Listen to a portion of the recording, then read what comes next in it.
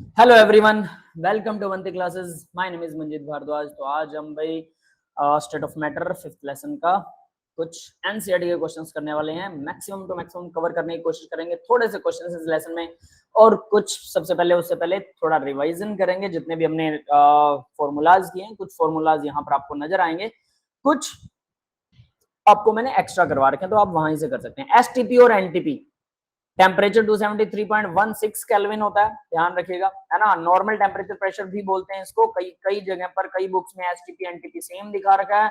कई बुक्स के अंदर नॉर्मल टेम्परेचर प्रेशर में टेम्परेचर 25 डिग्री सेल्सियस दिखा रखा है, मतलब 298.16 केल्विन। ठीक है, तो ये थोड़ी सी कंफ्यूजन रहती है बुक्स के अंदर, बट नो वरी, यहाँ पर जिस हिसाब से रिक्वायर्ड हो, जब आप न्यूमेरिकल करेंगे तो आपको बहुत अच्छे से कवर हो जाएगा कि इस न्यूमेरिकल में इसने एनटीपी का मतलब क्या ले रखा है, न्यूमेरिकल जब लगाएंगे तो। वरना दोनों में कंफ्यूजन हमेशा बनी रहेगी, नो वरी, है ना। न्यूमेरिकल ही डिसाइड करेगा कि इसमें क्या पूछ रहा हो। प्रेशर 1 एटमॉस्फेयर होता है स्टैंडर्ड टेम्परेचर प्रेशर पर। अगर ना दिया हो तो 1 एटमॉस्फेयर, दिया है तो 1 ही रहेगा, या फिर वो 1 एटमॉस्फेयर की जगह पर क्या कर सकता है भाई, प्रेशर 1 एटमॉस्फेयर जो होता है वो यहां इसने जो दिखा रखा है ना 1.013 इंटू 10⁵ पास्कल। ठीक है, ये कुछ ऐसा भी होता है। 10⁵ आता है इसमें? नहीं आता।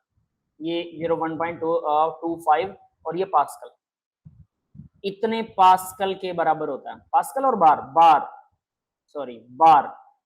समझ गए, इतने बार होता है। ये मैंने आपको एनसीईआरटी के पहले लेसन में, एनसीईआरटी बोल रहा हूँ, मोल कॉन्सेप्ट के पहले लेसन में लिखवाया था कि 1 एटमॉस्फेयर। देखिए इसने क्या दे रखा है, इसी पर थोड़ा डिस्कस करते हैं। 1 एटीएम जो होता है, एटमॉस्फेरिक प्रेशर जो होता है, वो होता है 1.01325 बार होता है।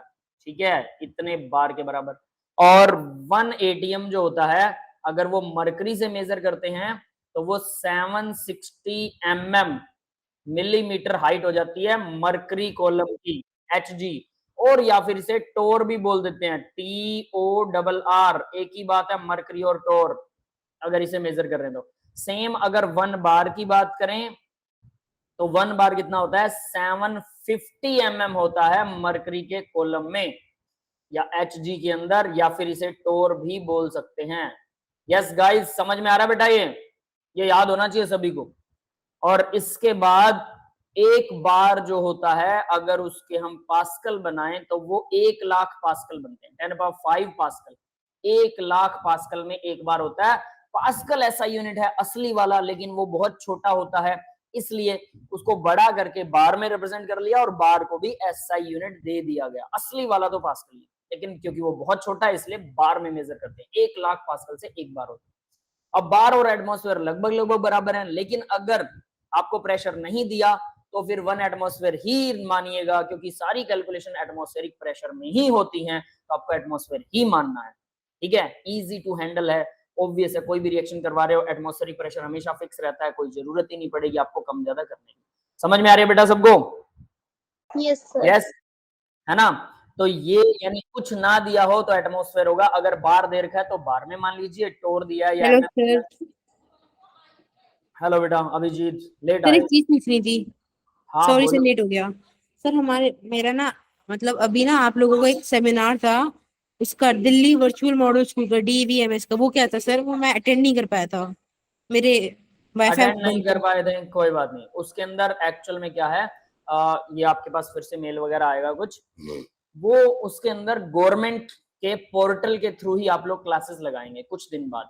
वही चीज समझाई गई थी आपको। अपना SRN नंबर, सीरियल नंबर और डेट ऑफ बर्थ, ये 2 चीजें भरनी होंगी और तभी आप क्लास में एंटर कर पाएंगे। और गवर्नमेंट के पोर्टल से ही आपको वहां रजिस्टर करना पड़ेगा, और रजिस्टर की प्रोसेस हम लोग बता देंगे। फिर गवर्नमेंट के पोर्टल से ही आप लोग हमारी क्लासेस लगा सकेंगे, समझ गए? गवर्नमेंट के पोर्टल से डायरेक्ट ओके सर, ठीक सर। ऑनलाइन, सिर्फ यही है और उसमें कुछ नहीं है। मतलब आपको व्हाट्सएप पर क्लास का कोई लिंक नहीं आएगा, व्हाट्सएप के थ्रू आप क्लास ज्वाइन नहीं कर पाएंगे, आपको गवर्नमेंट के पोर्टल के थ्रू ही क्लास ज्वाइन करनी होगी। तो उसके लिए आपको सीरियल नंबर और अपना डेट ऑफ बर्थ हर बार अच्छे से फिलअप करना होगा। सर वेब लिंक टाइप हो गया ना? क्या वेब लिंक टाइप हो गया ना, मतलब ऐप टाइप एक तरीके से? हाँ, वो एप्लीकेशन टाइप हो गया, लेकिन वो मतलब फोन में बिना ऐप के भी यूं कह लो, वेबसाइट टाइप में। गवर्नमेंट की एक वेबसाइट है जो ऑनलाइन पोर्टल है गवर्नमेंट का, जो बच्चे ऑफलाइन नहीं अटेंड कर सकते स्कूल, उनके लिए दिल्ली गवर्नमेंट ने ऑनलाइन का एक सिस्टम खोला था कि ऑनलाइन आप एडमिशन ले लो, डेली आपकी ऑनलाइन क्लासेस लगेंगी, है ना। फिर उसके बाद कोरोना आ गया, कोरोना में वो सबके लिए कर दिया गया, उसके बाद में फिर उसको थोड़ा सा वो ठंडे बस्ते में चला गया। अब गवर्नमेंट ने कहा है कि ये जो हम लोग कोचिंग दिलवा रहे हैं ये सारी ऑनलाइन गवर्नमेंट के थ्रू चले, ताकि आप लोगों का रिकॉर्ड और हमारा रिकॉर्ड भी गवर्नमेंट के पास पहुंचे। समझ गए, कितने बच्चों ने क्लास लगाई, कब लगाई, वो सब अटेंडेंस फिर ऑटोमेटिक हो जाएगा। हमारे लिए भी इजी है, सारी अनाउंसमेंट जो भी करनी है वो भी आपको अपने पोर्टल पर दिखाई देगी। आप अपना पोर्टल खोलेंगे, आपका एक अलग से विंडो बनेगा और आप उसके अंदर अकेले होंगे, समझ लीजिए उस विंडो में। जैसे ही आप क्लास स्टार्ट करेंगे तो क्लास आपको डायरेक्ट मिल जाएगी। क्लियर है। व्हाट्सएप ग्रुप फिर भी रहेंगे, ऐसा नहीं कि व्हाट्सएप ग्रुप नहीं होंगे, क्योंकि कई बार ऑनलाइन पोर्टल किसी वजह से क्रैश हो गया, कुछ और प्रॉब्लम होगी, तो व्हाट्सएप ग्रुप के थ्रू आपको ज्वाइन करना होगा उस दिन के लिए। क्लियर है, सबको समझ में आ गया क्या होता है? ठीक है भाई, ठीक है, तो आगे बढ़ते हैं बेटा। अब इसी के अंदर तो ये एटमॉस्फेयर और बार के बीच में मैंने बताया था, जब भी कुछ दिया हो तो एटमॉस्फेयर के अंदर, और नहीं दिया तो एटमॉस्फेयर में, अगर दिया हुआ तो फिर वही प्रेशर चलेगा हमेशा। ठीक है, तो यहाँ पर इसने बोला है जो प्रेशर है 1 एटमॉस्फेयर इतने किलो पास्कल के बराबर है। किलो पास्कल, अगर किलो वाला किलो हटा देंगे तो ऑब्वियस है पास्कल के अंदर इसको देखेंगे, तो यहाँ मैंने बार के अंदर दे रखा है इतना, तो इस बार के पास्कल बनाएंगे 10⁵ से डिवाइड कर दो, उस तरह से कुछ बन जाएगा, किलो पास्कल में वैसे आ जाएगा, नो वरी। और वॉल्यूम जो होता है 22.4 लीटर, ये एसटीपी पर वॉल्यूम इतना ही होता है, ये भी आपको पता है 22.4 लीटर। जब प्रेशर 1 एटमॉस्फेयर में हो तब ये वॉल्यूम इतना होता है, याद रखना। ठीक है, एटमॉस्फेयर की जगह अगर वो बार में है तो बार में 1.01325 बार होगा, किलो पास्कल में या पास्कल के अंदर करेंगे तो वो बार से पास्कल बनाएंगे 10⁵ से मल्टीप्लाई कर दीजिए, तो ये 5 से मल्टीप्लाई हो जाएगा अप्रोक्सीमेट, जितना भी फिर किलो पास्कल बना लीजिए, 3 से डिवाइड कर दीजिए, 5 से मल्टीप्लाई, 3 से डिवाइड, मिला के 100 से मल्टीपल होगा, यानी कि पॉइंट यहाँ आ जाएगा। ठीक है, ये ऐसा कर रखा है उसने, ये आप लोग कर सकते हैं ना। 1 पास्कल के अंदर 1 न्यूटन पर मीटर स्क्वायर होता है, यानी असली पास्कल तो यही होता है। एसआई यूनिट में न्यूटन क्या होता है भाई, फोर्स का यूनिट होता है एसआई, और मीटर स्क्वायर तो प्रेशर तो न्यूटन पर मीटर स्क्वायर ही पड़ता है ना, तो फोर्स पर यूनिट एरिया यही होता है प्रेशर का यूनिट, तो असली यूनिट तो पास्कल है। 1 एटमॉस्फेयर के अंदर इतने न्यूटन मीटर स्क्वायर होते हैं, मतलब इतने पास्कल होते हैं, 10⁵ पास्कल, सीधी सी बात है। तो 10⁵ पास्कल से मल्टीप्लाई कर दिया 1.01325, यही चीज मैंने यहाँ पर दिखा रखी है, ये आपके सामने इजी है, समझ गए। इसको बाद में आप किसी में भी कन्वर्ट कर सकते हैं, नो वरी।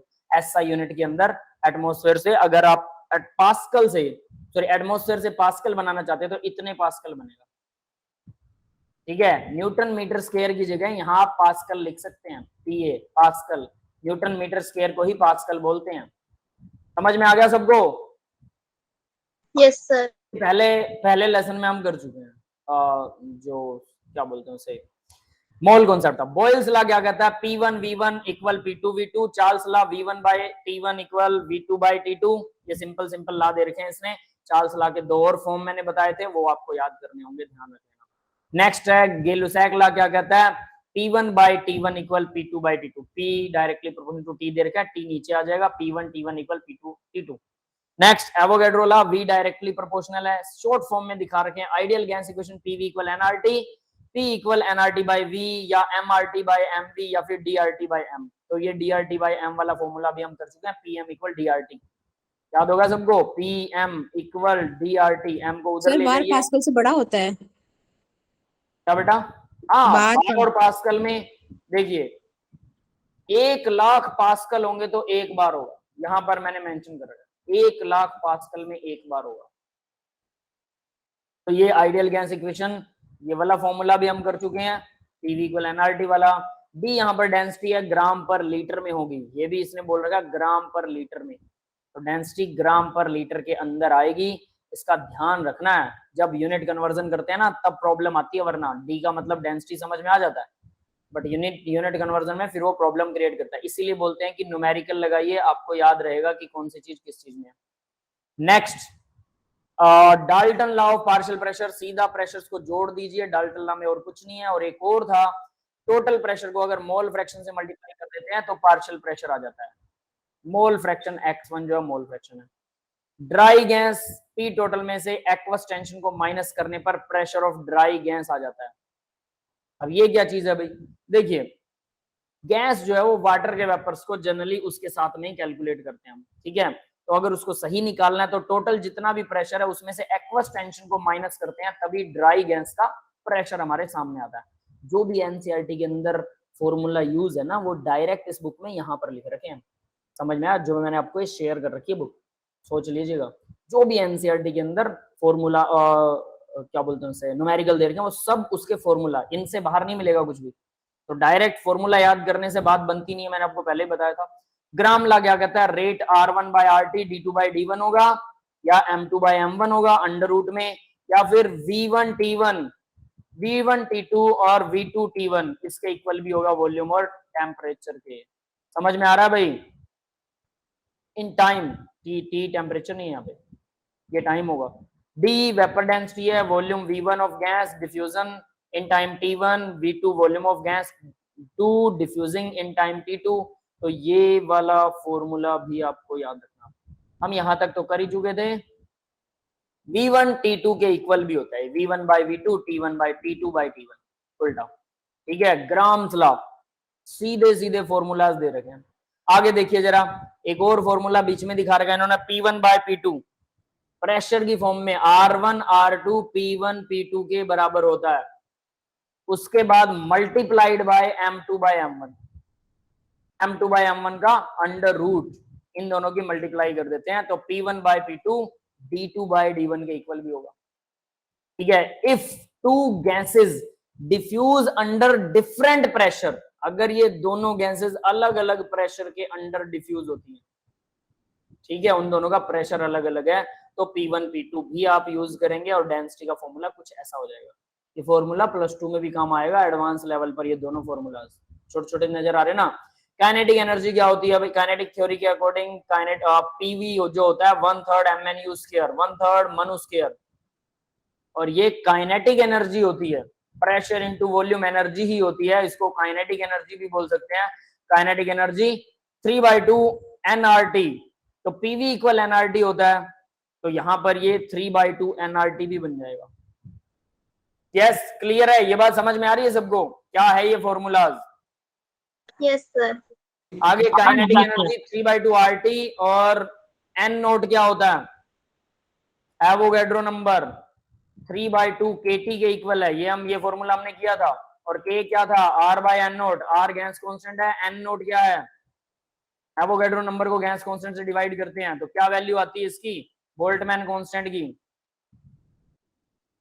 याद है किसी को? KBT, 3/2 KBT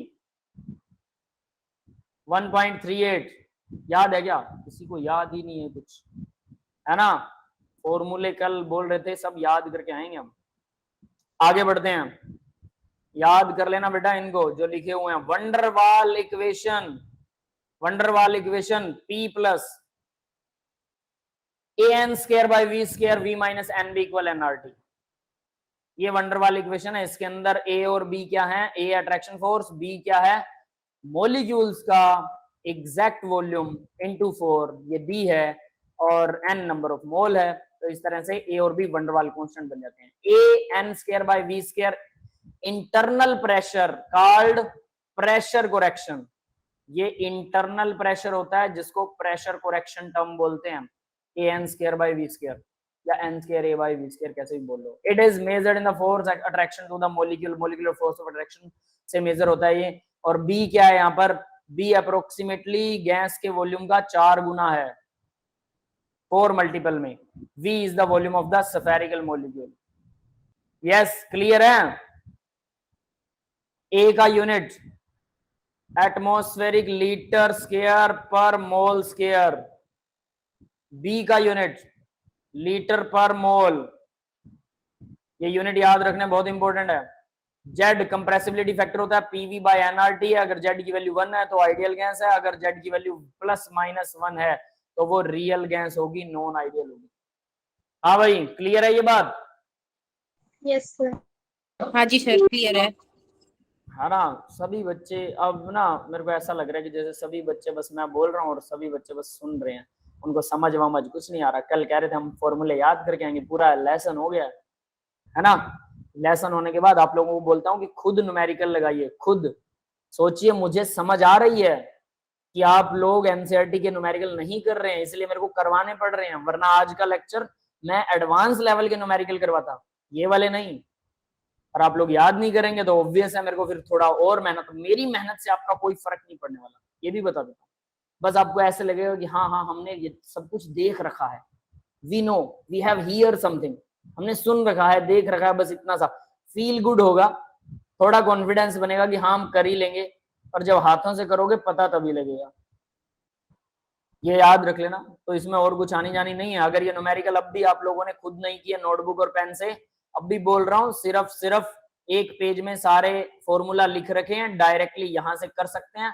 अभिजीत बोल रहा था सर जो भी फॉर्मूला लिखवाएं एक बार पूरे लिखवा दो, तो यहाँ पर ये सारे लिख रखे हैं, एक दो फॉर्मूला अलग होंगे जो मैंने करवा रखे हैं, वो आप अपने स्लाइड्स में चेक कीजिए, आपको सारे फॉर्मूलाज मिल जाएंगे। अब देखिए बॉइल टेम्परेचर क्या कहता है, it is the temperature at which the real gas obeys the gas laws over a wide range of pressure।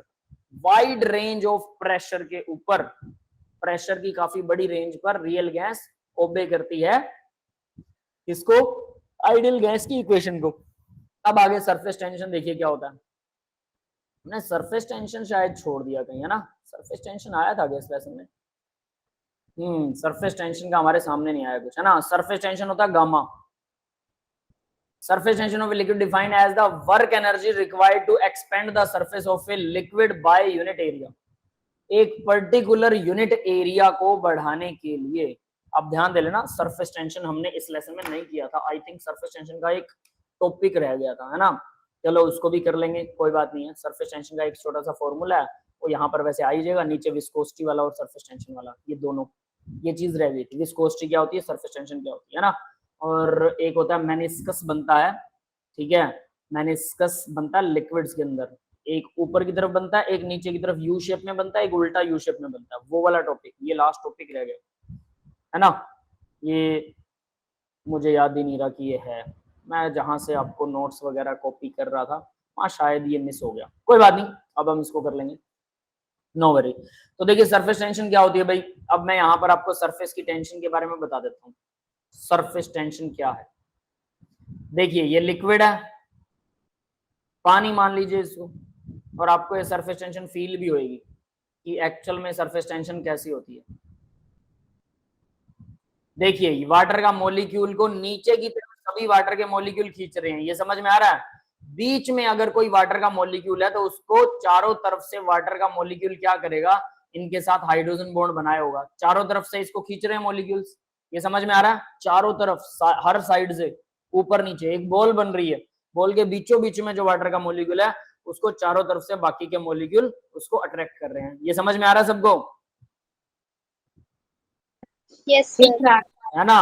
अब देखिए क्या होता है, अगर मैं ऊपर जो सबसे ऊपर मॉलिक्यूल है उसको कोई अट्रैक्ट नहीं कर रहा ऊपर की तरफ से, उसे साइडों से अट्रैक्ट कर रहे हैं या नीचे से अट्रैक्ट कर रहे हैं, लेकिन ऊपर से उसको कोई अट्रैक्ट नहीं कर रहा, ये समझ में आ गया। तो ये मॉलिक्यूल अट्रैक्ट कर रहा है, ये कर रहा है, नीचे वाला ये कर रहा है, ये कर रहा है, एक दो और बना देते हैं, ठीक है। इस तरह से ये मॉलिक्यूल्स इसको अट्रैक्ट कर रहे हैं, लेकिन ये दोनों तीनों मॉलिक्यूल ऊपर है, ये तीनों के तीनों ऊपर है सरफेस के ऊपर, तो ये मॉलिक्यूल इसको अट्रैक्ट कर रहे हैं एक दूसरे को, इन मॉलिक्यूल्स को भी कोई और अट्रैक्ट कर रहा होगा इस तरह से, है ना। लेकिन ऊपर वाले मॉलिक्यूल्स को ऊपर से वो खाली होते हैं, तो नीचे की तरफ कोई अट्रैक्ट कर रहा है, नीचे की तरफ हाइड्रोजन बॉन्ड बना हुआ है और वो अट्रैक्ट कर रहे हैं एक दूसरे को, मॉलिक्यूल वाटर में हाइड्रोजन बॉन्ड से अट्रैक्ट करते हैं, वंडर वाले फोर्सेस ऑफ अट्रैक्शन, ये सबको पता है। Yes sir।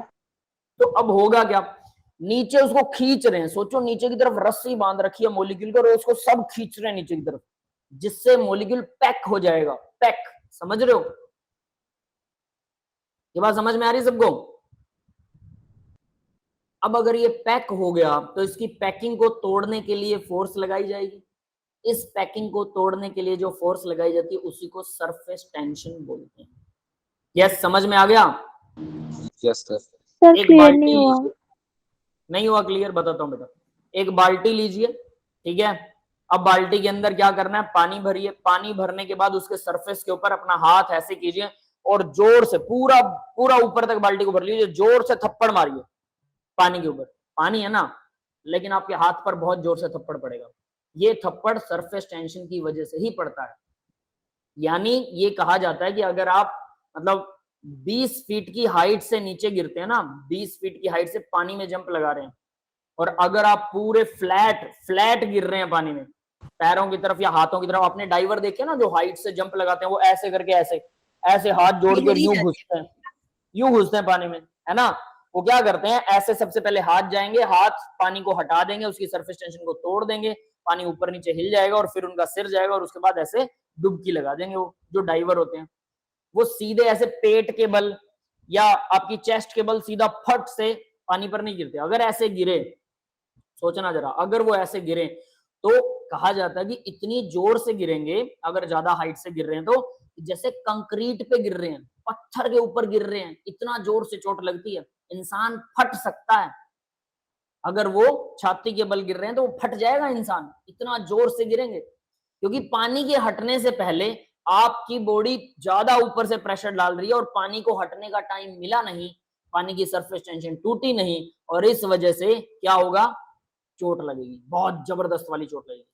जो बच्चे नहर वगैरह में नहाए हैं कभी और गलती से उन्होंने जंप लगा दिया पीठ के बल घूम के या चेस्ट के बल, अगर वो सीधे ऐसे पट से गिरे तो उनको बहुत जोर से चोट लगती है, सारा शरीर लाल हो जाता है। पता है? नहीं सर, नहीं पता, कभी नहर में नहाए नहीं हो गया ना, तो भाई गाँव में जो रहते हैं वो तो नहर में नहाते हैं, है ना। नहर में, या जो पशुओं को पिलाने वाला जोहड़ होता है, उसके अंदर बावड़ी बोल देते हैं, जोहड़ बोल देते हैं, उनके तरफ नहाते हैं, वो जंप भी करते हैं बच्चे, तो इतनी ज्यादा हाइट से तो नहीं करते, लेकिन उनको चोट लगती है, उनको समझ में देखा है, पर चेस्ट के बल और पीठ के बल नहीं देखा। पीठ के बल नहीं देखा, चेस्ट का ना, वो भाई जिसको चोट लगती है उसी को पता लगता है, ठीक है। जो बच्चे नहाते हैं, मुझे भी 1-2 बार चोट लगी तो मुझे अच्छे से पता, बड़ी जबरदस्त वाली लगती है सारी। मैं एक बार पुल के ऊपर खड़ा हो गया नहर के, और वो होते हैं ना, वो ऐसे घूम के डाइव करके गोल गोल घूम के जंप लगाते हैं, है ना।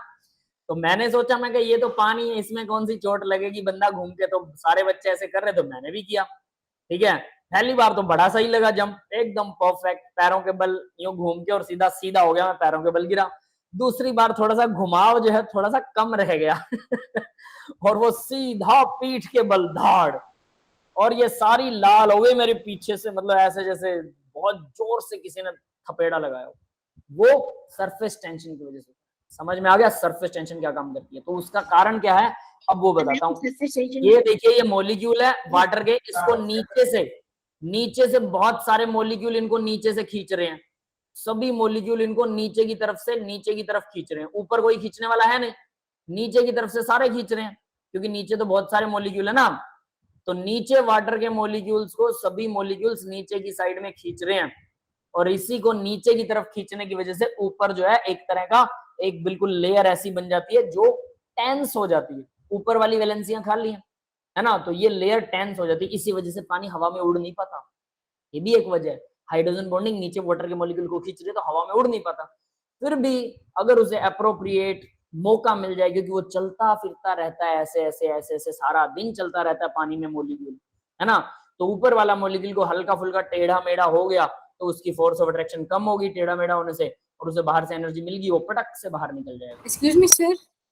हाँ बोलो बेटा। सर जैसे अगर आपने बोला कि अगर हम पीठ के बल या पेट के बल पानी में कूदे तो हमें दर्द होगा सर, लेकिन हाइट से कूदते हैं तो सर, अगर हम काफी हाइट से या फिर जैसे बुर्ज खलीफा की हाइट से पूल में नहर में कूदते हैं, लेकिन अपने हाथ को मतलब टेढ़ा करके कूदते हैं, मतलब जैसे प्रोफेशनल स्विमर्स कूदते हैं, तो भी हमें दर्द होगा, कुछ इफेक्ट पड़ेगा बॉडी पे? बहुत इफेक्ट पड़ेगा बेटा, क्योंकि कितना भी वो कर लो, वो स्पीड इतनी ज्यादा हो जाएगी गोली की तरह, तो आपके हाथ भी उसको वाटर की सरफेस टेंशन को नहीं रोक पाएंगे, और 90% डेथ है, 90% चांसेस है कि डेथ है। और हल्का फुल्का भी टेढ़े हो गए तो इतना स्पीड से आ रहे होगे आप, आपका मोमेंटम इतना बढ़ चुका होगा कि थोड़ा सा भी अगर असर हुआ तो फिर डेथ ही है, समझ गए। बहुत ज्यादा हाइट से पैरों के बल जो लोग कूदते हैं ना, जनरली उन लोगों को पैरों के बल कूदने से भी मना करा जाता है। वो 10 फीट 15 फीट तक पैरों के बल कूद सकते, कोई बात नहीं, लेकिन इससे ज्यादा हाइट हो जाती है ना, तो पैर देखो ऐसे फ्लैट होते हैं हाथ की तरह, ऐसे पैरों पे बड़े जोर से चोट लगेगी।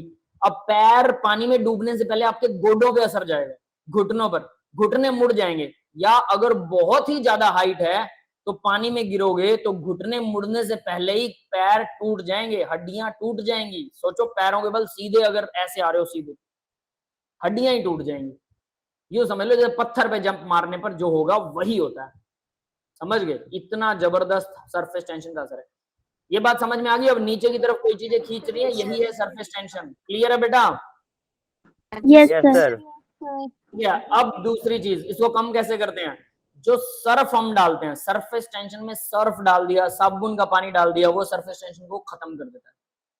सर्फ, बहुत सारा सर्फ और साबुन अगर डाल रखा है तो सरफेस टेंशन पानी की खत्म हो जाती है, काफी हद तक कम हो जाती है, बिल्कुल खत्म नहीं होती है सर खत्म हो और जाती यहाँ है। पर हाँ काफी हद तक कम। तो सर ऐसे क्लियर है? अगर बिल्कुल। बहुत बड़ा पूल है, हाँ सर अगर ऐसे बहुत बड़ा पूल है सर, उसमें हमने साबुन ही साबुन मिला दिया, तो सर उसकी सरफेस टेंशन खत्म हो जाएगी। सर किस सर हम पीठ के वाले भी कूदे सर लगेगी नहीं फिर हमें? हाँ नहीं लगेगी, वेरी मिनिमल सा हल्का फुल्का तो फील होगा लेकिन नहीं लगेगी। लेकिन वहां पर ना सांस नहीं आएंगे, इतना साबुन डालने के बाद में झाग बहुत ऊपर तक पहुंच जाएंगे और जब आप अंदर कूद जाओगे तो आप पानी के भले ही ऊपर रह जाओ, आप तैर रहे हो लेकिन साबुन के ऊपर तो नहीं तैर सकते, सांस कैसे लोगे? प्रॉब्लम क्रिएट हो जाएगा। और इतने बड़े पूल में इतना और सर बड़ा नमक डालने से? सर्फ कहाँ से लाओगे? बट हाँ थ्योरेटिकली कह सकते हैं कि फिर आपको कोई दिक्कत नहीं आने वाली। क्लियर है? और सर अगर नमक मिला दे तो सर नमक मिलाने से कम नहीं होती? नमक मिलाने से क्या? सर नमक मिलाने से सरफेस टेंशन पे कोई असर नहीं पड़ता?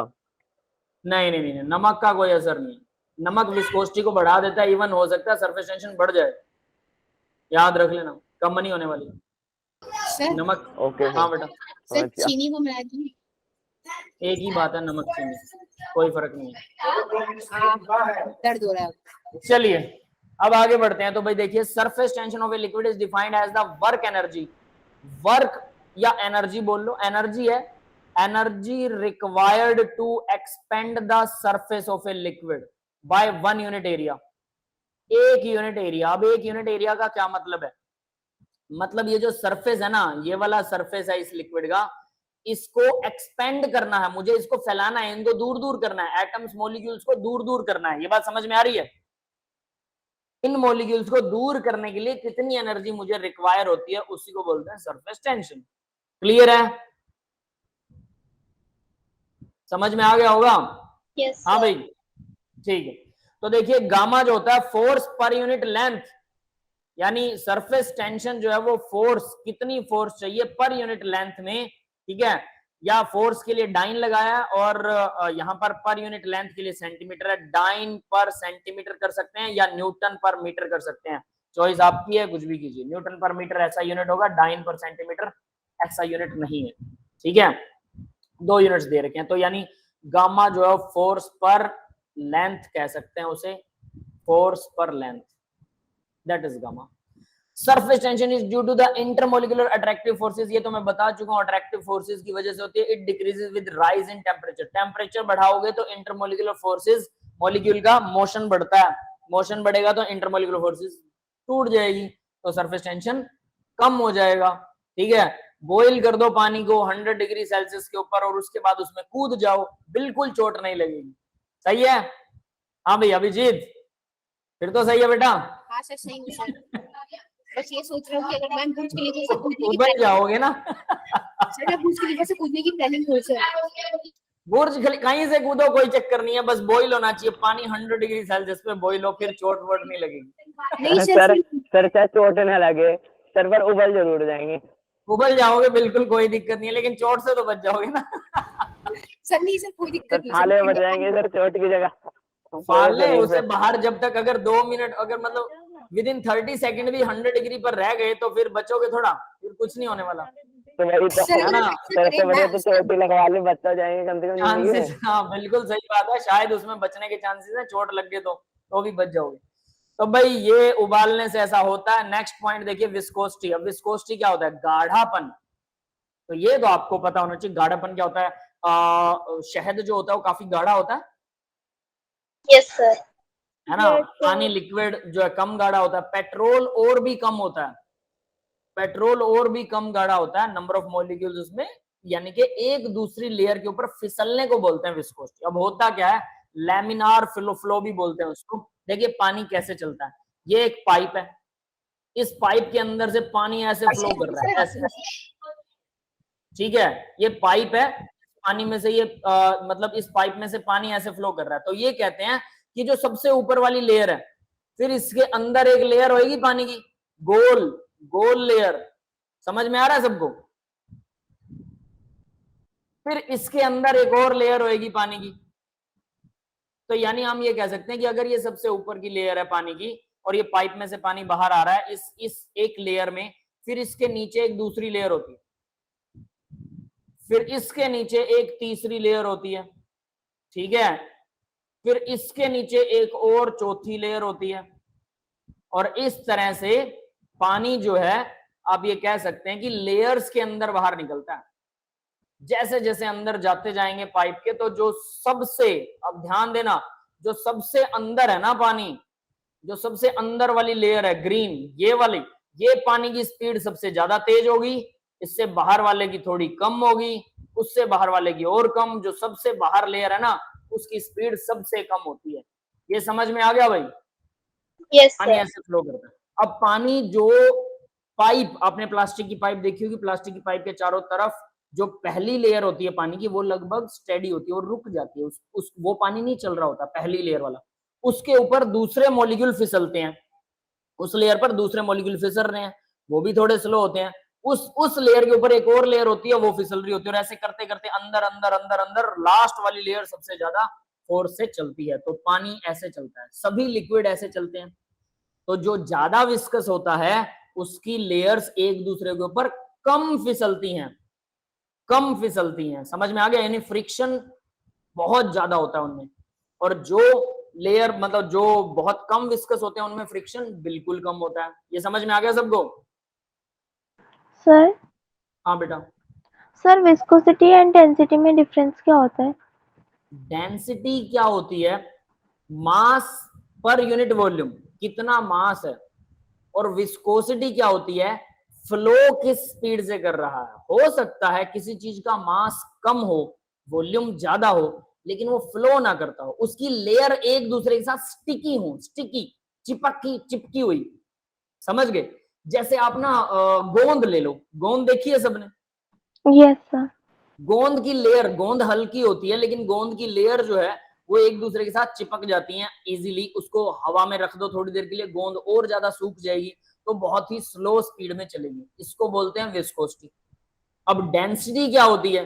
डेंसिटी होगी, गोंद को ले लो और एक क्या बोलते हैं उसको, असफाल्ट बोलते हैं क्या, असफाल्ट बोलते हैं शायद, तारकोल सुना हुआ है, लुक बोलते हैं, तारकोल जो रोड के ऊपर बिछाया जाता है yes black sir. Colour, yes sir. वो बहुत भारी होता है, एस्फाल्ट बोलते हैं उसे इंग्लिश में, वो बहुत भारी होता है, वो भी गोंद के जैसा होता है, जैसे चिपका हुआ है गोंद, ठीक है, अगर हम, लेकिन गोंद बहुत हल्की है, वो बहुत भारी है। तो डेंसिटी किसकी ज्यादा है? एस्फाल्ट की, तारकोल की, लेकिन विस्कोसिटी दोनों की बराबर हो सकती है। यस, ये समझ में आ गया? Yes sir. सर ये तो डेंसिटी मास बाय वॉल्यूम का रेशो है, मास बाय वॉल्यूम, और विस्कोसिटी क्या है? उसकी लेयर एक दूसरे पर कितना जल्दी फिसलती हैं, वो है विस्कोसिटी। हो सकता है कोई बहुत हैवी चीज हो, बहुत हैवी, लेकिन उसकी लेयर एक दूसरे पर बहुत ज्यादा फिसलती हो। जैसे मैं अगर ये बोल दूं कि एक तो पानी ले लो, 1 लीटर पानी सबने देखा है कितना बड़ा यस सर। गिलास, अंदाजा Yes, होगा sir. सबको 1 लीटर पानी कितना होता है। और 1 केजी लोहा देखा है सबने? Yes sir. तो लोहे को अगर मैं लिक्विड बना दूं, फुल लोन लिक्विड, पूरा लिक्विड बना दिया लोहे को, तो लोहा भी तो अब नीचे गिर रहा है, पानी भी नीचे गिर रहा है, लेकिन लोहा तो 1 लीटर लोहा, उसमें तो बहुत ज्यादा मास होगा, क्योंकि 1 केजी लोहा तो इतना सा होता है, 1 केजी, 1 लीटर में ऐसे से तो 4-5 आ जाएंगे, मतलब लगभग 5 किलो लोहा होगा, उसका, उसकी डेंसिटी बहुत हैवी होगी, डेंसिटी मास बाय वॉल्यूम, है ना। लेकिन वाटर की डेंसिटी बहुत लाइट है, बट लोहा भी पानी की तरह ऐसे जब बहुत गर्म है तो पानी की तरह नीचे गिर सकता है ना। ये बात समझ में आ रही है? सर बिल्कुल। अगर मास ज्यादा होगा तो फिर उसकी विस्कोसिटी भी तो कम हो जाएगी। हाँ, असर जरूर पड़ेगा, मास ज्यादा होगा तो विस्कोसिटी कम हो जाएगी, बट वो ऐसा नहीं, डायरेक्टली प्रोपोर्शनल नहीं है, कुछ कुछ विस्कोसिटी उसकी उसके ऊपर डिपेंड करती है मास पर, ये हम डिनाई नहीं कर रहे हैं, लेकिन ये नहीं है कि मास ज्यादा है तो पक्के तौर पर विस्कोसिटी ज्यादा ही मिलेगी, ठीक है। मास ज्यादा होने पर विस्कोसिटी का लिंक उसके फोर्स ऑफ अट्रैक्शन से है, जबकि जो क्या बोलते हैं इसको, डेंसिटी है, वो तो मास बाय वॉल्यूम पर डिपेंड करती है, वॉल्यूम कम और मास ज्यादा, वो डेंसिटी है। लेकिन विस्कोसिटी में भले ही मास ज्यादा हो लेकिन फिर भी हो सकता है उसकी फोर्स, वो जो मॉलिक्यूल है वो एक दूसरे को अट्रैक्ट करते ही ना हो। अगर मॉलिक्यूल्स के बीच में एक दूसरे को अट्रैक्शन नहीं है, सोचिए जरा, या बहुत कम है, जैसे हम ऐसा कह देते हैं, चलो जो बहुत हैवी गैसेस हैं, क्रिप्टन, जेनन ले लो, XE बहुत हैवी गैस है, उसको आप प्रेशर डाल के लिक्विड बना लो, बना सकते हैं लिक्विड, वो तो गैस है ना, हैवी भी है और लिक्विड भी बन गया। लेकिन उस लिक्विड के मॉलिक्यूल एक दूसरे को उस फोर्स ऑफ अट्रैक्शन से नहीं अट्रैक्ट करेंगे जितना पानी अट्रैक्ट करेगा। पानी में हाइड्रोजन बॉन्ड है, उस गैस के मॉलिक्यूल में हाइड्रोजन बॉन्ड नहीं है, तो देखो भले ही उसका मास का ज्यादा हो लेकिन उसकी विस्कोसिटी कम होगी। यस, उसका वॉल्यूम, मास बाय वॉल्यूम यानी डेंसिटी ज्यादा है लेकिन विस्कोसिटी कम हो जाएगी। क्लियर है? Yes sir. यानी डेंसिटी और विस्कोसिटी, एक्चुअल में डेंसिटी तो मास बाय वॉल्यूम का रेशियो, लेकिन विस्कोसिटी क्या है, दो लेयर एक दूसरे को कितना अट्रैक्ट कर रही हैं। अगर अट्रैक्ट नहीं कर रही तो फिर एक दूसरे पर जल्दी फिसलेंगी तो जल्दी गिरेंगी, यानी स्पीड से नीचे गिरेंगी लिक्विड में। तो इसी स्पीड को मेजर करते हैं विस्कोसिटी से, मतलब वो उन लेयर्स के बीच में अट्रैक्शन फोर्सेस कम होगा तो वो फिसलेंगी तो वो विस्कोसिटी बन जाएगी। यस बेटा, क्लियर है? Sir yes sir. सर मेरा पहले एक डाउट था। क्या कह रहे हो? मेरा पहले एक डाउट था, हाँ, गर्म पानी का जब एक्सपेरिमेंट आप बता रहे थे, क्या जब गर्म पानी का एक्सपेरिमेंट नहीं बता रहे थे, गर्म पानी में कूदेंगे तो दर्द नहीं होगा। सर मैंने वो सोचा ऐसे, जैसे मान लीजिए मैं गर्म पानी 100 डिग्री सेंटीग्रेड पे कूदता हूँ और मैं तुरंत उसको ठंडा कर देता हूँ तो सर दर्द होगा? तुरंत ठंडा कर दोगे तो भाई ये डिपेंड करता है, तुरंत करोगे कैसे, अगर कर दोगे कूदने के जस्ट बाद, ठीक है, तो यूं समझ लो दर्द तो फिर भी होगा। अगर आप अपनी फिंगर को उबलते हुए पानी में एक बार डाल के जस्ट निकाल लोगे तो दर्द तो फिर भी होगा। और फिंगर तो काफी हार्ड होती है, जो बाकी की बॉडी की स्किन होती है ना वो फिंगर के मुकाबले, क्योंकि इस पे ये हमेशा बाहर रहती है, बहुत सारे काम भी करती है हमारी फिंगर्स, हाथ, तो ये हार्ड होते हैं। अंदर वाली स्किन बहुत सॉफ्ट होती है, उबल तो जाओगे, कुछ नहीं, बचा नहीं सकते अपने आप को। समझ में आया? हाँ सर। सर सारी सपने चुपना शुरू कर दी सर। रहने दो बेटा, रहने दो, कोई फायदा नहीं है ऐसी कोशिशें करने का, ठीक है। ज्यादा मत सोचो, उबल के ही बाहर निकलोगे, इसका कोई इलाज नहीं। तो देखिए अभी viscosity defined as the resistance in flow, flow करने में रेजिस्टेंस को ही विस्कोसिटी बोलते हैं। तो यानी resistance in flow of a liquid and decrease with increase in temperature. तो ये होता है और ये डिक्रीज होती है टेम्परेचर इंक्रीज करने पर। टेम्परेचर इंक्रीज करने पर इसमें भी इंटरमोलिकुलर फोर्सेस जो है वो डिक्रीज हो जाएंगी, जिसकी वजह से ये जल्दी सी इंक्रीज इन टेम्परेचर पर ये भी डिक्रीज हो जाएगी, मतलब विस्कोसिटी कम हो जाएगी, फ्लो ज्यादा बढ़ जाएगा। तो विस्कोसिटी के लिए यहाँ पर अब देखिए इन्होंने जो दे रखा है F इक्वल ईटा, एन जो दिखा रखा है ना इसको ईटा बोलते हैं, ऐसे स्टाइलिश एन होता है ईटा, A into D you by D Z. अब ईटा तो प्रोपोर्शनैलिटी कांस्टेंट है, ये तो कांस्टेंट है इसका, ठीक है। Called coefficient of viscosity, coefficient of viscosity बोल सकते हो, प्रोपोर्शनैलिटी कांस्टेंट बोल सकते हो। F यहां पर फोर्स है, force required to maintain the flow of layer, उस लेयर को लेयर के ऊपर फ्लो करने के लिए कितनी फोर्स चाहिए, मतलब दो लेयर्स हैं एक दूसरे को रगड़ लगा रही हैं तभी तो वो फ्लो कर रहा है लिक्विड, और वो रगड़ के लिए, उस रगड़ के लिए कितनी फोर्स लग रही है उसको बोलते हैं F। यही तो विस्कोसिटी है, कितनी फोर्स, अगर ये 0 हो जाए तो बहुत जल्दी फ्लो होगा, है ना, तो यही विस्कोसिटी है। ए एरिया ऑफ कॉन्टैक्ट है कि कितने एरिया के कॉन्टैक्ट में है आप, area of contact. du by D Z जो है विस्कोसिटी ग्रेडियंट है भाई, विस्कोसिटी ग्रेडियंट। अब ये विस्कोसिटी ग्रेडियंट क्या चीज होती है, du by D Z, du by D Z viscosity gradient, मतलब पर्टिकुलर एरिया कितना है, पर्टिकुलर फोर्स कितना है, उन दोनों के बीच का एक रेशो कह लो, उसको बोलते हैं विस्कोसिटी ग्रेडियंट, ठीक है। एरिया और फोर्स के बीच का रेशो, स्पीड, एरिया, फोर्स, इसको पर यूनिट, मतलब कितना ग्रेडियंट, ग्रेडियंट ये समझ लो एक छोटी सी यूनिट है जो हर लिक्विड के लिए अलग अलग निकलती है। समझ में आया है? जब न्यूमेरिकल करेंगे थोड़ा और क्लियर होगा आपको कि ग्रेडियंट होता क्या, viscosity gradient, velocity gradient, sorry velocity है ये, वेलोसिटी ग्रेडियंट। समझ में आया किसी को ये? Sir yes sir.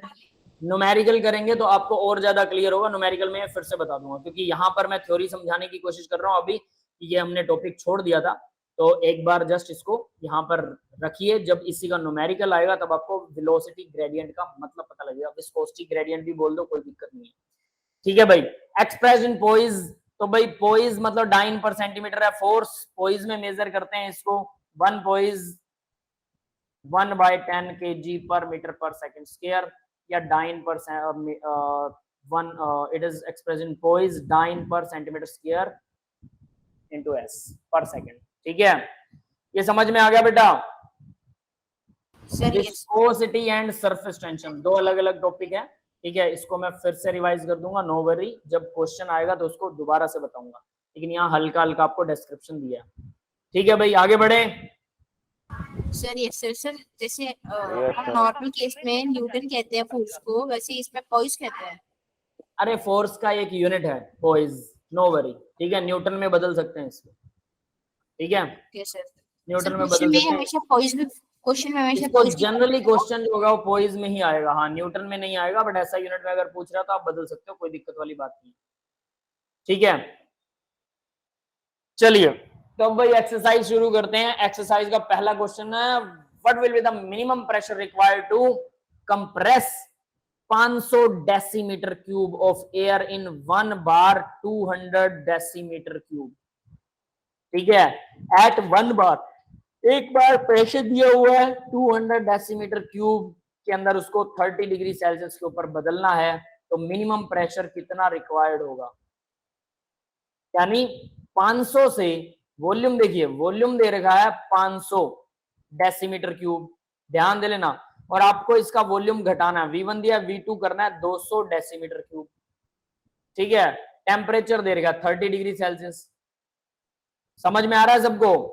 और एयर एट प्रेशर 1 बार, यानी कि प्रेशर दे रखा है आपको 1 बार, प्रेशर यानी 1 बार किसके लिए दिया हुआ है, ये 500 डेसीमीटर क्यूब 1 बार के ऊपर किसी गैस का वॉल्यूम था 500 डेसीमीटर क्यूब, 1 बार प्रेशर था। जब कितना प्रेशर लगाऊं कि उसका वॉल्यूम 200 रह जाए, ये निकालना है, समझ में आ गया।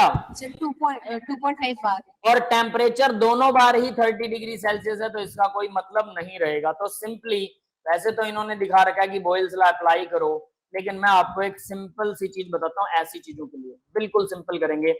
पीवी इक्वल एनआरटी, यस याद है सबको? Sir yes sir. ठीक है, तो P1 V1 n number of मोल है, कांस्टेंट रहेगा, R कांस्टेंट रहेगा, T1 P1 V1 T1 तीनों इक्वल। तो अब ये जो कांस्टेंट है दूसरा देखो, P2 V2 equal NR T2, दो गैसेस हैं, दोनों को डायरेक्ट डिवाइड करो, NR से NR कट जाएगा क्योंकि ये बिल्कुल सेम है, तो हमारे पास क्या आएगा, P1 V1 divided by P2 V2 equal हो जाएगा T1 बाय T2। यस, समझ में आ गया। T1 और T2 सेम है 30 डिग्री सेल्सियस। Yes sir. हमेशा ऐसे क्वेश्चंस में बॉयल ला लगाना, चार्ल्स ला लगाना, सब भाड़ में गए, सीधा पीवी को एनआरटी लगाओ। इसमें सारे लॉज हैं, बॉयल्स लॉ भी है, चार्ल्स लॉ भी है, सबको कंबाइन करके तो बनाया था हमने, है ना। तो देखिए अब क्या होगा, ये दोनों कांस्टेंट है, 30 डिग्री दे रखा है, इसकी वैल्यू आएगी 1, तो हम लिख सकते हैं P1 V1 इक्वल हो गया, यहाँ 1 था तो P2 V2। यस, हो गया क्या नहीं हो गया? सर क्यों पूछनी है? अगर उसने वॉल्यूम कांस्टेंट दे रखे हो तो ये दोनों की वैल्यू 1 आ जाएगी, तो P1 bye P2 T1 bye T2 आ जाएगा। अगर उसने प्रेशर कांस्टेंट दे रखा हो तो इनकी वैल्यू 1 आ जाएगी, V1 bye V2 equal T1 bye T2। अपने आप सारे फॉर्मूला एक ही फॉर्मूला से बन जाएंगे। तो देखो भाई, प्रेशर 1 दे रखा है 1 बार, वॉल्यूम 1 दे रखा है 500, प्रेशर 2 निकालना है, वॉल्यूम 2 200 है, बस भर दें वैल्यू, निकल आएगा सम। क्लियर है? Yes sir. चलिए तो फिर देखते हैं इसको। इन्होंने देखिए यहाँ पर वही चीज दे रखी है, P1 V1 की वैल्यू, P1 V1 तो P2 निकाल रखा है, बाकी सबकी वैल्यू 1 500 200 डायरेक्ट आ गया 2.5 बार। यस, क्लियर है सबको? Yes sir.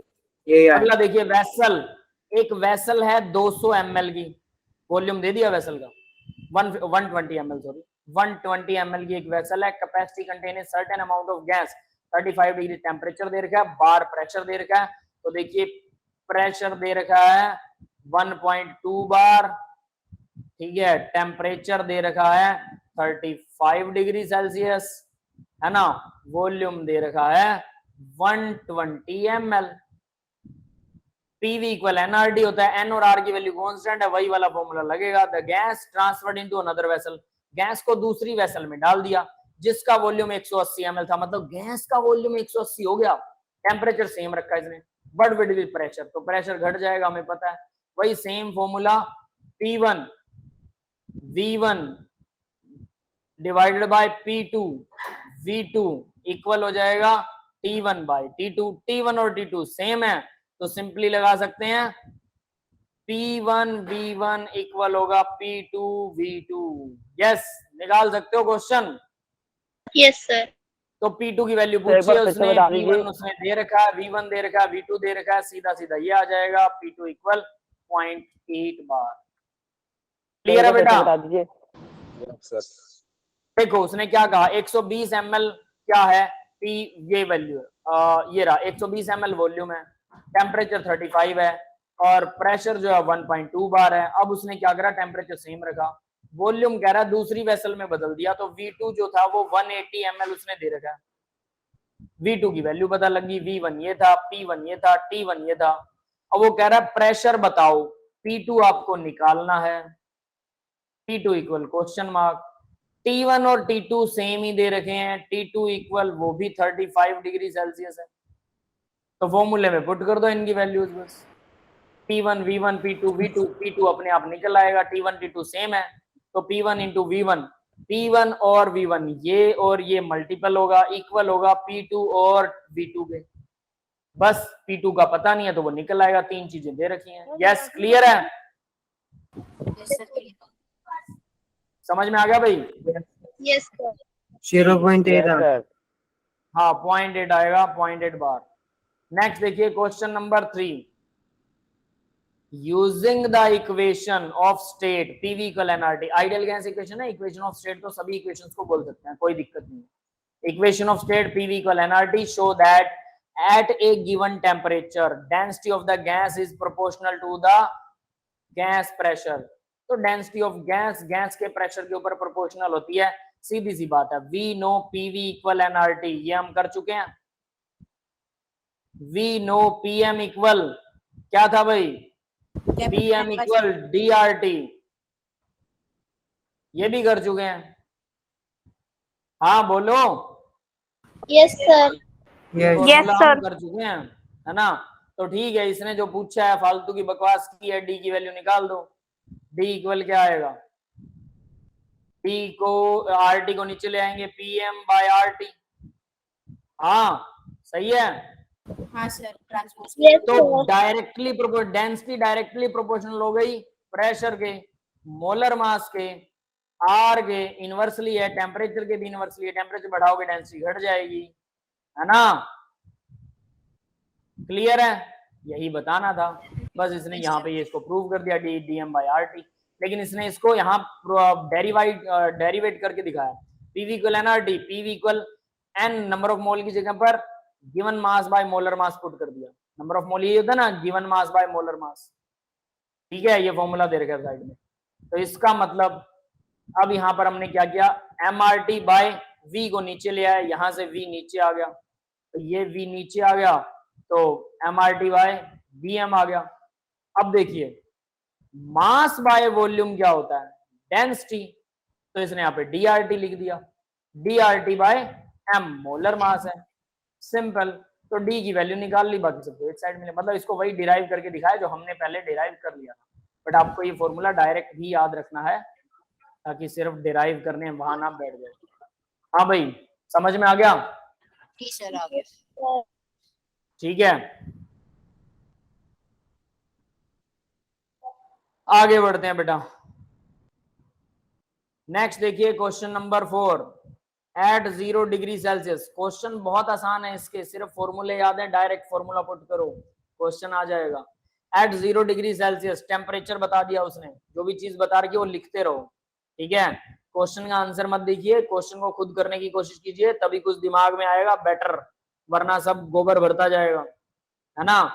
Eight 0 degree Celsius the density of a certain oxide of a gas कोई गैस है उसका ऑक्साइड है, क्या है हमें नहीं पता, कोई फर्क नहीं पड़ता, पर वो गैस है ना। 0 डिग्री सेल्सियस पर उसकी डेंसिटी जो है वो 2 बार, एट 2 बार, यानी प्रेशर भी दे रखा है, इज सेम, वो सेम है उसकी density as that of dinitrogen एट 5 बार।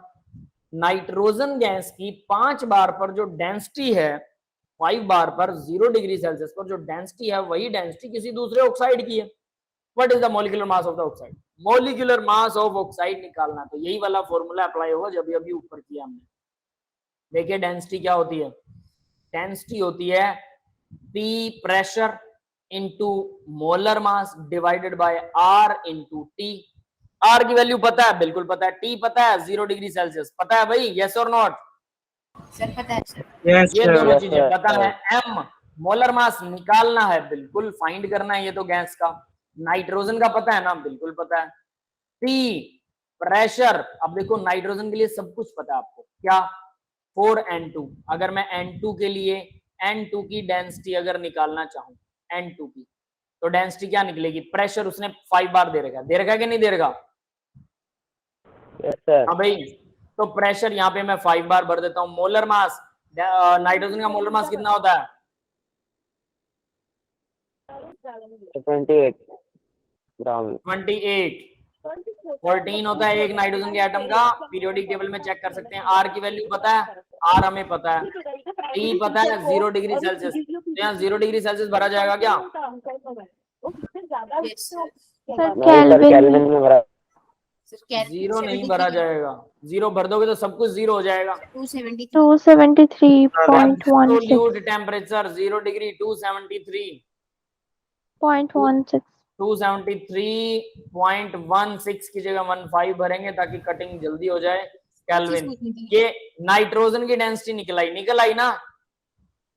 यस सर, आ गई। उसने कहा था कि कोई ऑक्साइड है उसकी डेंसिटी भी सेम ही है, प्रेशर अलग होगा बट डेंसिटी उसकी सेम है। तो हम दूसरे ऑक्साइड के लिए, जो भी ऑक्साइड है, ठीक है, अननोन गैस, तो मान लो वो X है, समथिंग X कोई गैस है, उसकी डेंसिटी कितनी ले सकता हूं मैं? तो उसकी जगह पर मैं सीधा ये पुट कर सकता हूँ 5 into 28 divided by R into 273.15। ये डेंसिटी हमें गिवन है, और वो क्या है? उसका प्रेशर कितना दे रखा है ना? उसका प्रेशर कितना भाई? प्रेशर 2 बार प्रेशर है उसका, 2 बार। P into M molar mass तो निकालना है, डिवाइड बाय R की वैल्यू पता है, T की वैल्यू भी पता है। वैसे यहाँ पर मैं T 273 ना भी भरता तो भी चल जाता, क्योंकि T से T कट जाता, बट क्योंकि आप लोगों को 0 डिग्री का मीनिंग बताना था, इसलिए 273 की वैल्यू भर रहा हूँ। भर दी भाई? R से R कट जाएगा, हमें पता है। ये लो, ये दोनों चीजें कट जाएंगी, ये उधर जाएगा ऊपर। यस, क्लियर है? Yes sir. तो क्या आया? 2M इक्वल आ गया 5 into 28। M कितना आ गया? 70. 35 14 into 5 बच गया है ना? 5 into 14 कर देते, 5 into 14 सर 70 70। यस सर 70 बस मोलर मास 70 आ गया। अब 70 मोलर मास, ये U ये किसका होता है? कोई बता सकता है 70 U किसका होगा? मोलर मास कौन सी गैस का होता है? अंदाजा लगाओ खुद, और ये आंसर मुझे मिलना चाहिए। सर। कौन सी गैस का? कार्बन डाइऑक्साइड का 44 होता है, बता देता हूं। तो कार्बन डाइऑक्साइड नहीं है, सल्फर डाइऑक्साइड SO2 हो सकती है। सल्फर में ऑक्सीजन का कितना होता है? 16 दूना 32, और सल्फर का कितना होता है? 32 32 64। SO3 करें तो नहीं, ज्यादा हो जाएगा। SO2 के आसपास कोई गैस देखिए, समझ में आ रही है बात? ऐसे करके अंदाजा लगाना पड़ेगा कौन सी गैस है। सोचो भाई। सर गैस का नेम भी फाइंड करना है। अरे नहीं करना, ऐसे फालतू में पूछ रहा हूँ, लेकिन आपका माइंड थोड़ा सा चले, हम निकाल सकते हैं। कुछ जगह पर ऐसा फाइंड करना होता है, नॉट फॉर एवरीवेयर।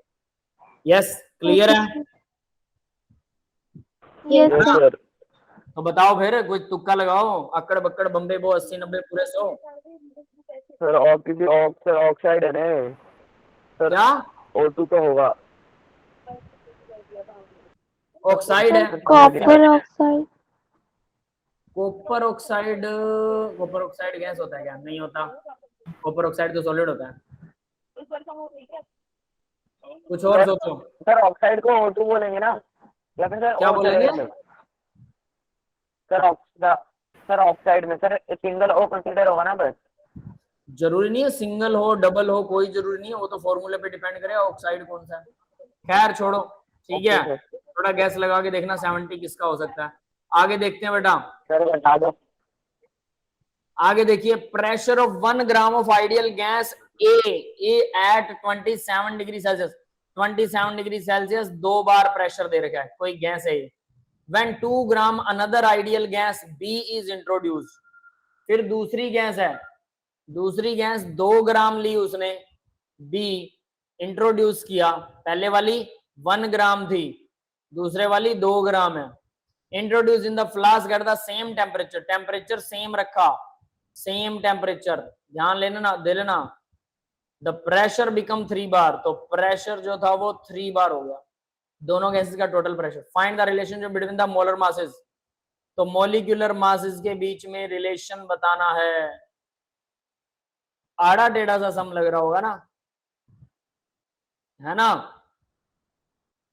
अब देखिए जरा, पीवी इक्वल एनआरटी को सीधा लगाइए, PAV into NRT, N number of mole. अब यहाँ पर एन उसने अलग अलग दिए हैं, यहां लिख लेते हैं हम जरा।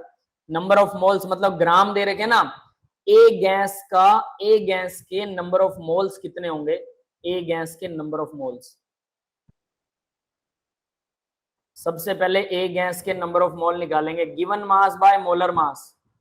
कितना है भाई ए गैस का, 1 gram divided by molar mass of A. Yes, समझ में आ रहा है सबको? Yes sir. सर आ रहा है।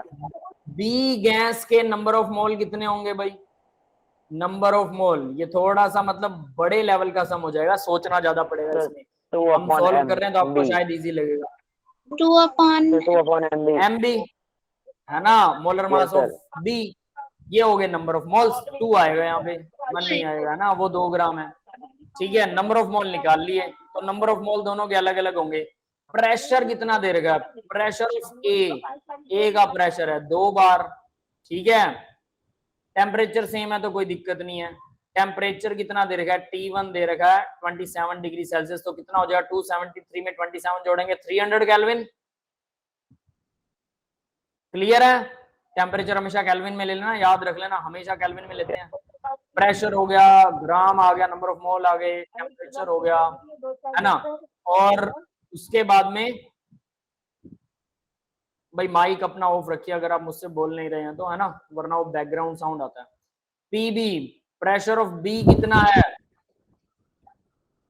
बी का प्रेशर कितना होगा भाई, जानता है कोई?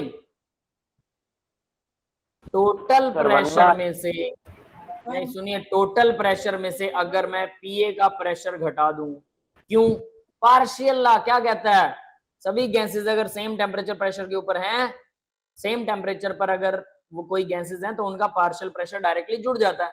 तो यहां पर भी तो वही हो रहा है, पार्शियल प्रेशर डायरेक्ट जुड़ जाएगा।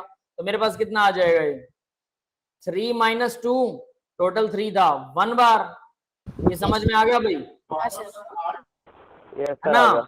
प्रेशर ऑफ बी जो है वो 1 बार आ गया, ये काम की चीज थी।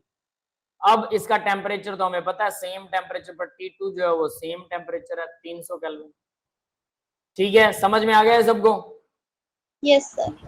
अब हमारे पास कुछ डाटा है तो हम क्या लिख सकते हैं, पीवी इक्वल एनआरटी, तो पीवी की जगह PAV volume equal NA number of mole of A, R same है, T सेम है तो कोई दिक्कत नहीं है।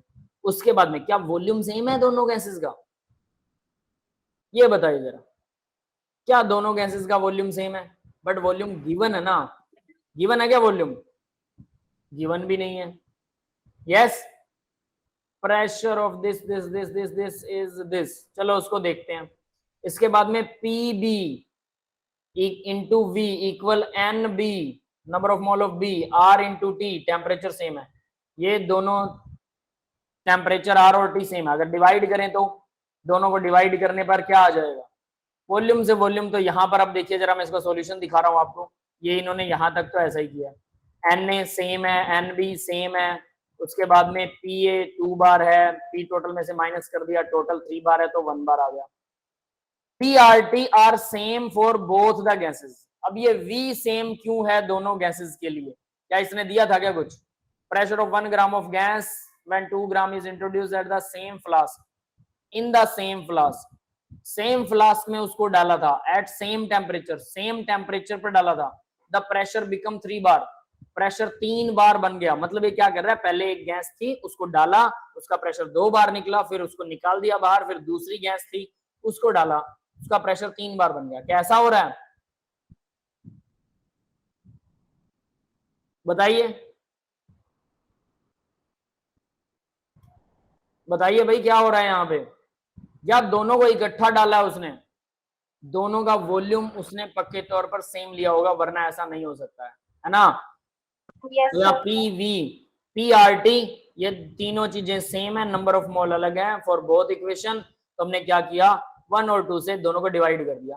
तो यहां अगर मैं इन दोनों को डिवाइड करता हूं क्या आएगा, वॉल्यूम से वॉल्यूम कट जाएगा, वॉल्यूम सेम था, आरटी से आरटी कट गया, तो पीए बाय पीबी दोनों के प्रेशर का डिवाइड नंबर ऑफ मोल के डिवाइड के बराबर आ जाएगा।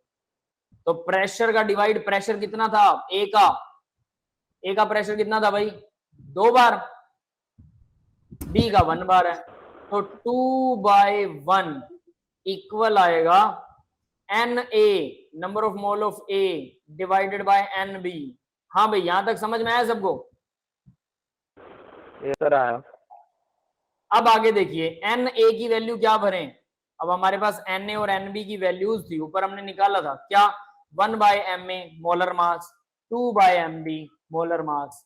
तो यानी हम molar masses 1 divide by M A, और इसके डिवाइड में है मतलब मैं मल्टीप्लाई में कर दूं 1 उल्टा कर देंगे mb बाय 2।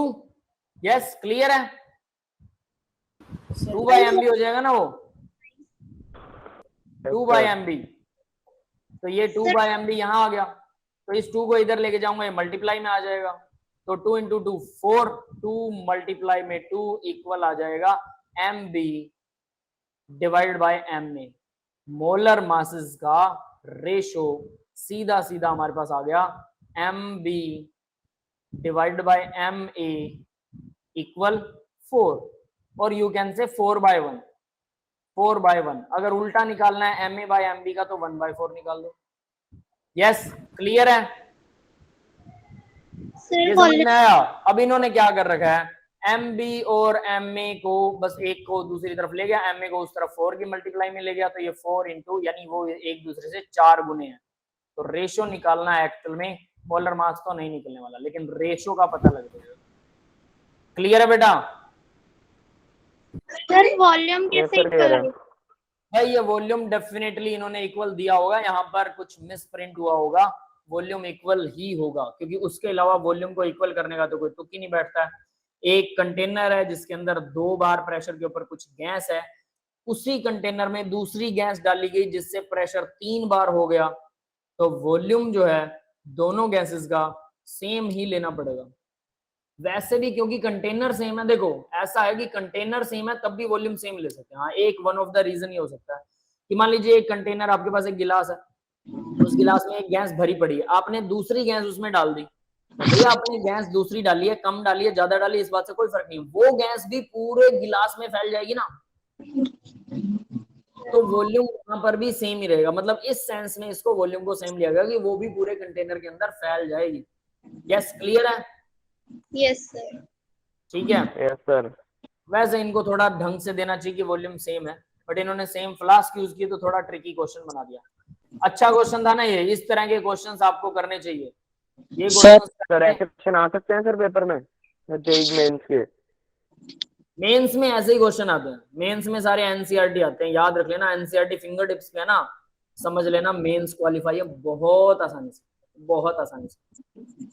एडवांस के लिए थोड़ी प्रैक्टिस करनी पड़ती है अलग लेवल की, इसीलिए बोलता हूँ, हर बार बोलता हूँ, एनसीईआरटी फिंगर टिप्स पे कर दो, एनसीईआरटी के क्वेश्चन आंसर, सिर्फ क्वेश्चन आंसर, थ्योरी हम करवा रहे हैं, एनसीईआरटी के क्वेश्चन आप लगा लीजिए, सॉल्यूशंस के साथ दिए हुए हैं, कोई क्वेश्चन समझ में नहीं आता हमारे पास भेजिए, और उसके बाद में क्या करना है, उसके बाद कुछ नहीं करना, उसके बाद सीधा एडवांस लेवल के क्वेश्चन लगा लो। अगर आपका दिल है, थोड़ा टाइम है, तो मेंस वाले भी सॉल्व कर लो, कोई दिक्कत नहीं है। लेकिन अगर टाइम नहीं है तो सीधा डायरेक्ट एडवांस लेवल वाले करो। ये दो चीजों को ना अच्छी तरह से रगड़ो, पूरी तरह से रगड़ो, और सब कुछ आपके हाथ में होगा। That's it. यस, क्लियर है? Yes, sir. ठीक है, अब आगे देखते हैं। The drain cleaner Drainex contain small bits of aluminium, तो अब बिट होते हैं एल्यूमिनियम के, which react with caustic soda to produce dihydrogen. तो एल्यूमिनियम को कास्टिक सोडा के साथ रिएक्शन करवाते हैं तो डाईहाइड्रोजन प्रोड्यूस होता है। ठीक है, नीचे इन्होंने दिखा रखा है भाई, कास्टिक सोडा NaOH को बोलते हैं। नीचे एक रिएक्शन दे रखी है, aluminium plus NaOH plus water. ठीक है, ये तीनों चीजें मिक्स होती हैं, सोडियम हाइड्रोक्साइड यानी base plus water, hydrogen liberate हो रही है। अब ये रिएक्शन आपको याद होनी चाहिए, नहीं याद है तो अब याद कर लो। ऊपर रिएक्शन नहीं देगा क्वेश्चन के आंसर, ना मेंस में देते हैं ना एडवांस में देते हैं, रिएक्शन रटी हुई होनी चाहिए। अब हम कहेंगे हमें कैसे पता, ये रिएक्शन तो हमने पढ़ी नहीं। अब पढ़ रहे हो ना, एनसीईआरटी क्वेश्चन लगाने का मतलब यही है, अब पढ़ रहे हो, अब याद कर लो। समझ गए बात? ये क्वेश्चन याद होना चाहिए। इसकी रिएक्शन तो यहाँ पर with caustic soda produce dihydrogen, तो इसने कुछ चीजें तो बता दी कि एल्यूमिनियम है, NaOH है और डाईहाइड्रोजन प्रोड्यूस हो रहा है, तीन चीजें तो उसने बता दी।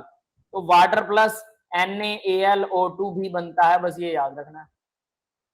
What volume of dihydrogen at 20 degrees Celsius and 1 bar pressure will be released when 0.15 gram of aluminium reacts? उसने बोला प्रेशर 1 बार, टेम्परेचर 20 डिग्री, तो प्रेशर और टेम्परेचर दे रखा है। तो देखिए PV इक्वल nRT, क्योंकि गैस तो सिर्फ हाइड्रोजन है, बाकी तो कोई गैस है ही नहीं, है ना। तो प्रेशर उसने दे दिया कितना, 1 बार। वॉल्यूम उसने पूछा है वट वॉल्यूम, वट वॉल्यूम तो मतलब वॉल्यूम तो बताना ही है ना।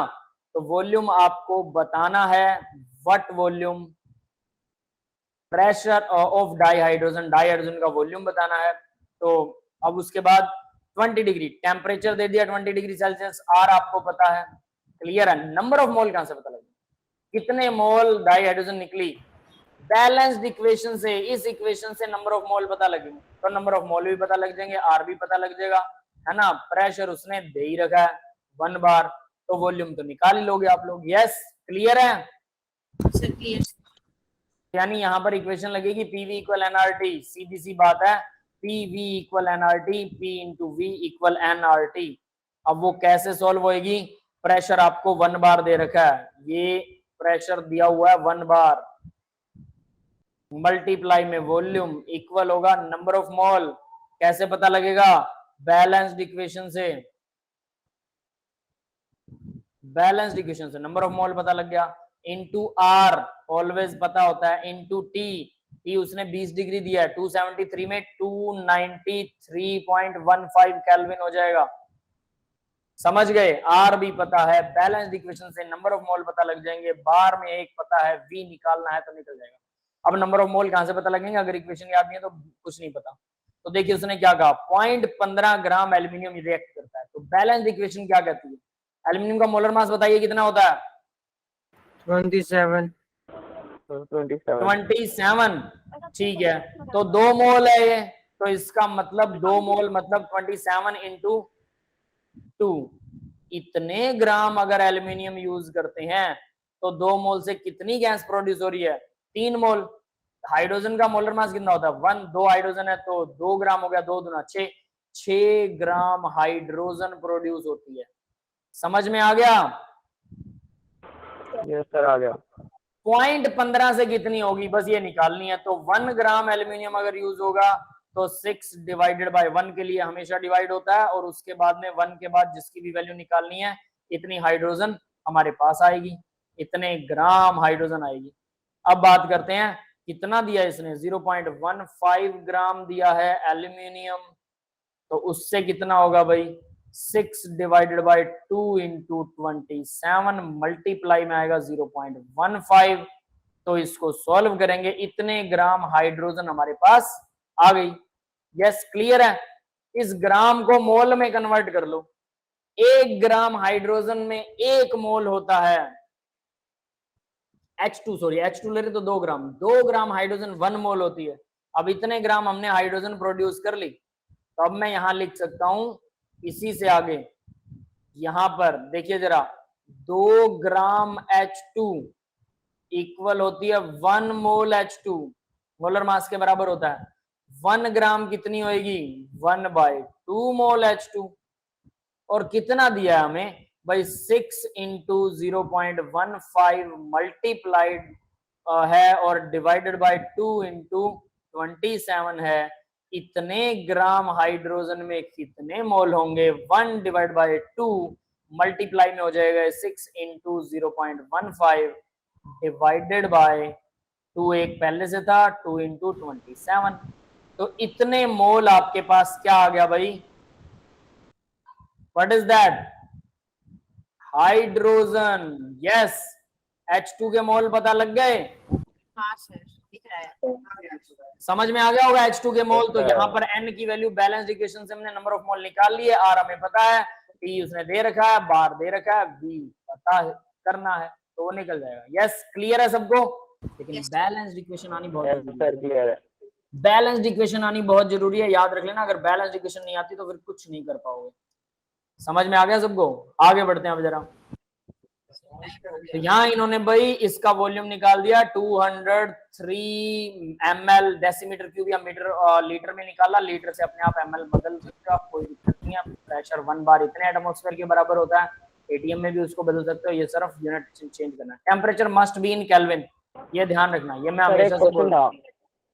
हाँ बेटा बोलो। सर इसमें R की वैल्यू कौन सी यूज करेंगे सर, 3 वैल्यू बताई थी। आर की वैल्यू 3 वैल्यूज थी, ठीक है, एटमॉस्फेयर में। यहाँ इन्होंने डेसीमीटर क्यूब वाली वैल्यू ले रखी है, डेसीमीटर यानी लीटर एटमॉस्फेयर वाली वैल्यू ले रखी है 0.0821। 3 वैल्यूज बताई थी, तो आपके यूनिट्स पर डिपेंड करेगा कौन सा यूनिट ले रहे हो, उसके बेस पर वैल्यू आएगी। क्लियर है? Yes sir. ठीक है, तो 6 क्वेश्चन आज हमने किए हैं और सारे फॉर्मूले रिवाइज कीजिए, याद कीजिए, लिख कर देखिए। जो बच्चा लिख कर नहीं देखेगा 6 के 6 क्वेश्चन, उसको कोई फायदा नहीं है। अगला जब भी लेक्चर होगा मैं बाकी के सारे क्वेश्चन फिनिश करवा दूंगा और आपको सारे आने चाहिए। और इसके थोड़े से ही क्वेश्चन है, बहुत आसान लेसन है ये। देखिए कितने क्वेश्चन है, देखें जरा, 13, 15, 16, 18, 20, बस खत्म। 20 क्वेश्चन है, उसके बाद थोड़े से 2-3 ये थ्योरेटिकल क्वेश्चन है, 10-12 थ्योरेटिकल आप खुद कर सकते हो, इसमें कोई आनी जानी है नहीं। लॉन्ग टाइप में भी 1-2 है, तो मैं 20 क्वेश्चन टोटल, सोचिए जरा, दिस इज नथिंग। देखा जाए तो 23 दिखा रखे हैं, बट 20 पर खत्म, 20-21 उसके बाद तो कुछ है नहीं। तो 7 क्वेश्चन अभी हम कर चुके हैं, क्लियर है, 6 क्वेश्चन कर चुके हैं और 20 ही टोटल है। That's all for the today's lecture. तो मैं ऑफ कर रहा हूँ लेक्चर को और आप लोग अब जरा अपने डाउट्स बता सकते हैं।